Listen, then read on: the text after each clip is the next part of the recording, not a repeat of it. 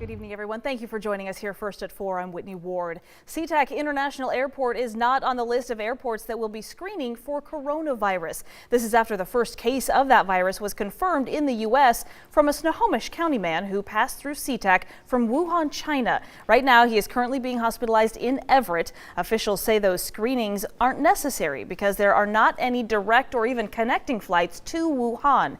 Instead, Governor Inslee says travelers from China to Washington will now be funneled through one of 5 airports that do have coronavirus screenings, and then those travelers will need to take another domestic flight to get into Washington.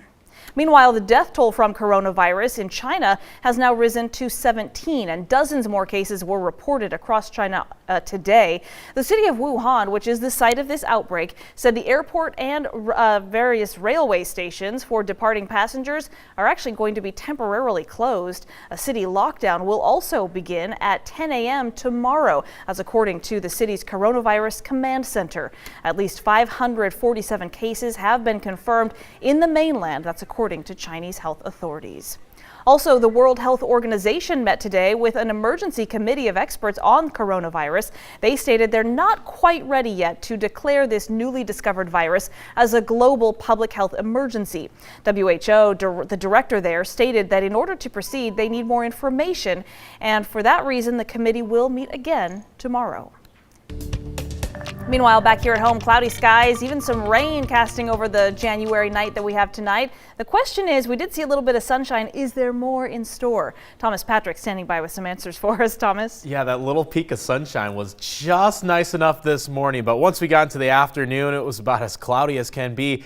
And it has already started to rain in Spokane, so don't think a whole lot of sunshine is in the near-term forecast. So let's hit on the rain here, since that will be the big story here.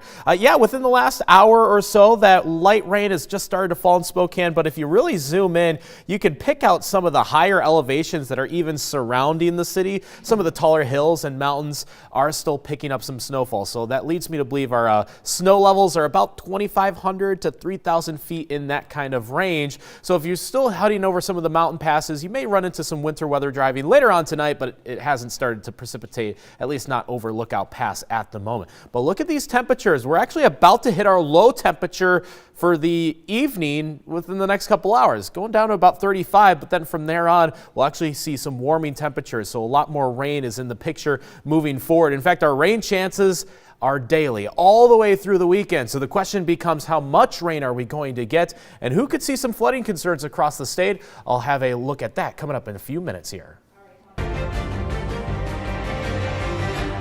Day 2 of the impeachment trial is underway. House managers delivered their opening arguments against President Donald Trump. That session began less than 12 hours after the Senate approved Majority Leader Mitch McConnell's organizing resolution along party lines without accepting any of the Democrats' 11 amendments. If we're going to hear from witnesses, I have my own witness list. I'd absolutely want to hear from Hunter Biden. We don't need to have witnesses that have nothing to do with this, that are trying to distract Americans from the truth. Before leaving Switzerland, President Trump joked that he would like to attend the trial. He said witnesses are up to the Senate, but added executive privilege would prevent testimony from former National Security Advisor John Bolton and other key officials. I'd love to have Mike Pompeo, but it's a national security problem. Rick Perry would love to testify, but we're dealing with national security. The president's lawyers say they haven't filed a motion to dismiss the impeachment trial because they're confident they will win an acquittal. They will begin their presentations later this week after the House managers finish their opening arguments. And with the trial well underway, one area senator took a moment to catch up on his sleep. 4 hours into the hearing, Idaho Senator Jim Risch was caught dozing off. Now, here's the thing. Video and still cameras are not allowed in the Senate courtroom, but a sketch artist working for the New York Times captured this scene and then tweeted it. The Washington Post reported Risch could be seen from the press gallery motionless with his eyes closed and head slumped against his right hand. Well, there's a new scam to watch out for. What looks like a delivery notification from companies like Amazon or FedEx could actually be a dangerous attempt to get your personal information. So here's a tweet from How To Geek that actually highlights how difficult it is to tell a real notification from a fake one. And the problem is, within the text, there's a link that takes you to a fake Amazon page asking you to take a free survey. Then it will ask you for credit card info to pay for shipping, sign up for a product, and then auto charge you $90.95. So one way to detect this type of scam is simply to note the actual website address. For example, make sure it actually says Amazon.com or FedEx.com to make sure it is legit.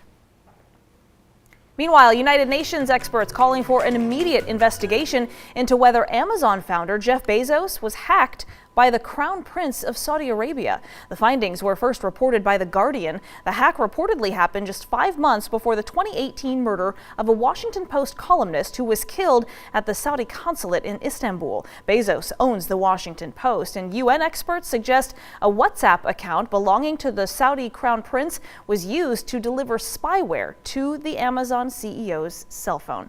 Now, the Saudi embassy in Washington, D.C. has denied these allegations on Twitter Tuesday night. The tweet dismissed media reports implicating the Crown Prince in any wrongdoing.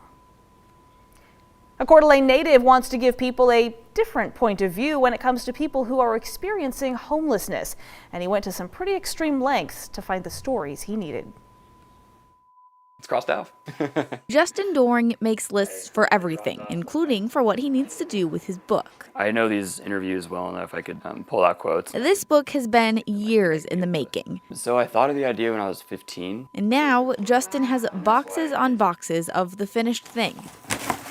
What I hope to do with these stories is just kind of show people just a sliver of what the reality of the homeless situation is. In order to do that, Justin took off in a van, interviewing strangers experiencing homelessness across the entire country. I was sleeping in Walmart parking lots, and I learned a lot just living in mostly solitude. Which was both physically and mentally exhausting. It certainly was an experience that I had to take a breath and take a step back. 14,000 miles over 105 days. So I started in Coeur d'Alene, Idaho. Talking to hundreds of people. And after it all, Justin ended up with this book. It has 50 stories from 50 of his most interesting interviews. I had my worldview shaken a few times by talking to those people. Plus, he learned a lot. It's not that stereotypes are untrue, it's that they don't show the whole story. So people with mental health problems might have also suffered from abuse or domestic violence. People with addictions may have suffered from the same. And even then, not everyone on the streets is dealing with those same extreme problems. It's important for people to realize, many folks are just a job loss, a natural disaster, a health scare away from finding themselves in the same shoes as the struggling stranger they walk past every day. In the end, Justin said almost everyone told him they just want to be treated like what they are, a person. In Coeur d'Alene, Nicole Hernandez, KREM 2 News. So if you're interested in reading more of those stories, we have them. Just go to KREM.com to learn more. All right, an estimated 50 million women around the world use apps to track their monthly cycles and fertility, often entering very sensitive personal information. And it turns out that info may not be as protected as you think. Some of the apps are more transparent than others about what information they collect and what happens to that information. But none could promise that the information that you shared isn't getting out into the wider world. Consumer Reports found no major security flaws in those apps, but did find some minor issues regarding security or privacy, and they quickly alerted the companies. One way to protect how much information you share is to simply turn off location sharing to those apps, as well as access to your camera. A study published this week shows that behavioral disorders in children could be tied to gut bacteria. That's according to brand new research out of the University of Oregon and Oregon State University. So we wanted to know, what do you think? What do you do to maintain your gut health or your kids? You can let us know by weighing in on our KREM 2 mobile app. The study looked at 40 kids here in the Pacific Northwest, all between the ages of 5 and 7. The researchers' goal was to find out if there was any link between the bacteria living in the kids' gastrointestinal tracts and behavioral disorders. The scientists discovered there was. They found children with behavioral problems did in fact have different microorganisms in their guts. Kids who appear to be more behaviorally normal, so to speak, tend to have different types of microorganisms in their guts than those who tend to display behavior that looks more like it's developing into a potential behavioral disorder. And interestingly, the study found no obvious tie to the children's diet. However, it did find their relationship with their parents did play a role. If the relationship between the child and the parent is mellow, things are going really well, then the relationship between the behaviors and the microbiome is different than if the parent-child relationship is really under high stress. The research suggests over time, perhaps we could find a way to alter those microorganisms in the GI tracts of young children and help manage their behavioral development more naturally. In other words, using what's already inside their young bodies, not any drugs. Over the long run, if we're able to show that the microbiome does indeed drive the emergence of behavior, then it suggests that we may be able to modify, manage, or manipulate the microbiome in a way to help control or manage the development of behavior in children.